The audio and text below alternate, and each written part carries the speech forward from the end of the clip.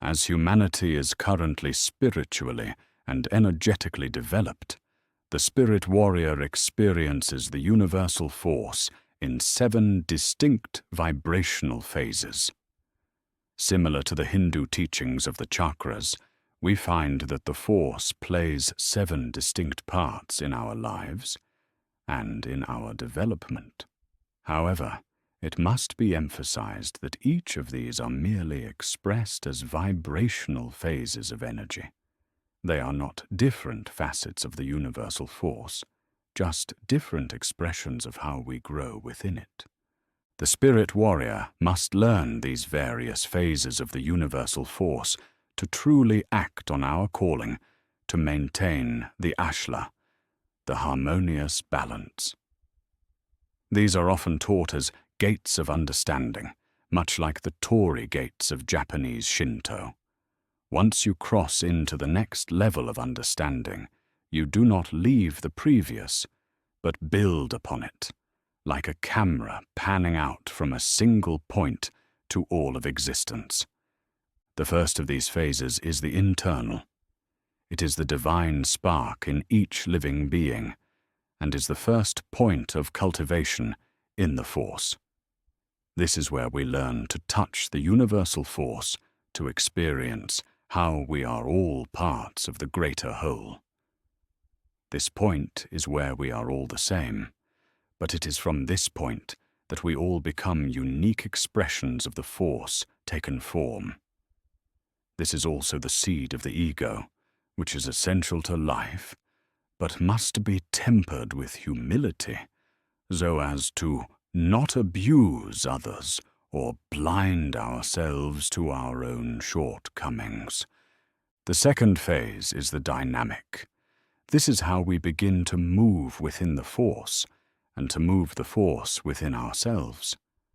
This is the inner strength we call upon in times of strife, be that strength physical or otherwise. This is the point from which many Eastern martial arts attribute their amazing feats of strength and durability. An imbalance here can create a person who is both physically and psychologically cruel to themselves and others. This is the foundation of our spiritual pressure, allowing both defense and counter-offense from negative energies, both natural and directed. The third phase is the living. This is where we begin to make an intentional impact into the universal force in the world around us. This is where we begin to feed energy to plants to make them grow stronger, and where we similarly extend healing energy to other beings. When this vibration is harnessed properly, often our presence changes a room to reflect our own condition. This is when our own sense of harmonious balance is most tested, because our imbalance will leak out into the areas around us just as effectively as a calming presence could. The fourth phase is the guiding. This is where we learn to sense the flow of the ashla, as well as sense the presence of the corruption that is the bogan. This is done by careful analysis of the emotions of self and others, and refining them into a strong intuition. In this way, we learn how to shift ourselves in the universal force to restore and reinforce the harmony of the ashla, or how to destroy it. Meditation becomes extremely important at this point, as it is through the practice that we learn to enter a more complete flow state, to discern our own apprehensions from disturbances in the flow of the universal force. Fifth, we find ourselves entering a much larger arena as we begin to cultivate the uniting. This is the web of all connection. This is larger than the deep, knowing that all come from the universal force, but rather in feeling how the movement of one person affects all those around them. It is not just a calming air, but a deliberate observation of shifting to a more harmonious state.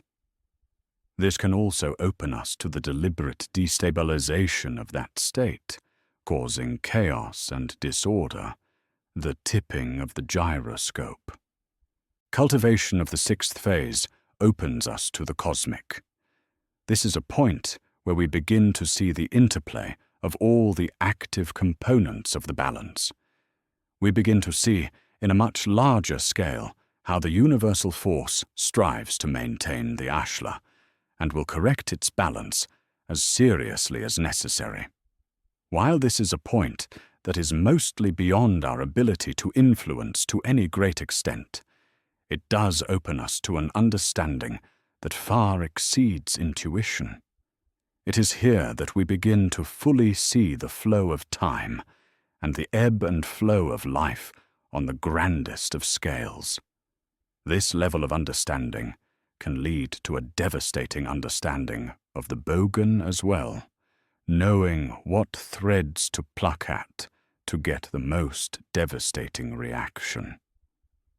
The seventh phase, and the highest that we can currently experience in our state of evolution, is the infinite and unknown.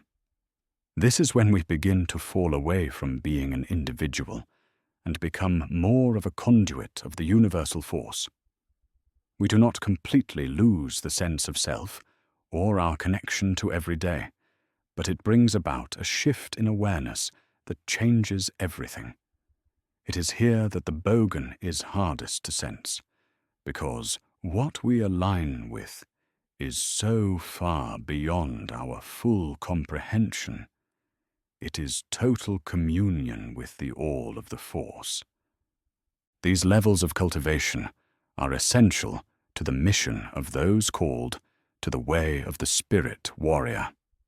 It does not reveal itself in its fullest sense to those without a calling to act as guardians of the ashla, both within themselves and in the world around them. No individual being can change the whole of existence, but that is where the interconnectedness is most important.